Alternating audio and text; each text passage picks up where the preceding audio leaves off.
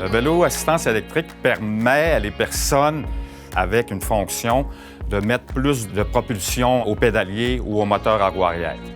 Le vélo à assistance électrique, c'est moins exigeant qu'un vélo à guidon ordinaire, un vélo classique. Mais ce qui est intéressant, c'est que ça permet d'ajuster, dans le fond, de choisir notre mode d'assistance en fonction de nos capacités.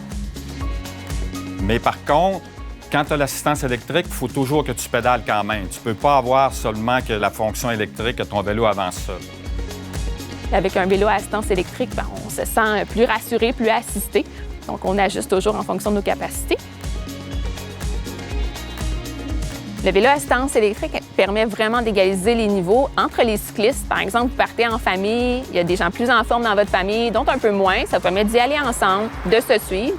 Il y a surtout aussi la vitesse qui est importante. Là, quand on parle d'égaliser les niveaux au niveau de la sécurité, la vitesse est importante. Le peloton reste ensemble, c'est plus sécuritaire en plus. Le vélo à assistance électrique, c'est merveilleux, mais il y a des enjeux de poids, de freinage et de cohabitation avec lesquels on doit tenir compte. Il faut connaître son vélo. C'est important de le connaître, de se pratiquer. Ces grosses machines-là, ça va vite, ça freine bien, mais il faut anticiper la distance. C'est plus importante qu'un vélo classique. Il faut ralentir, signaler notre présence. Ça revient à dire « je pense aux autres quand je circule à vélo ». Enfin, bien vérifier les codes d'éthique et de règlement des circuits sur lesquels vous allez circuler. Les réglementations de la SAC, c'est que le maximum de la vitesse, c'est 32 km/h. La puissance du moteur et de la batterie, c'est 500 watts maximum. Le casque est obligatoire avec les vélos à assistance électrique.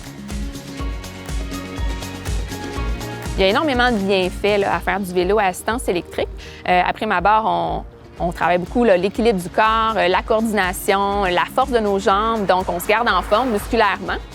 Ensuite, je dirais beaucoup pour la santé psychologique. Donc, ça aide évidemment en restant actif à diminuer notre stress, notre anxiété. En plus, sans doute, de faire beaucoup de rencontres sociales, qui est toujours très agréable. En conclusion, on vous invite à penser aux autres pour que vous puissiez avoir une belle sortie à vélo avec beaucoup de plaisir. Bon vélo!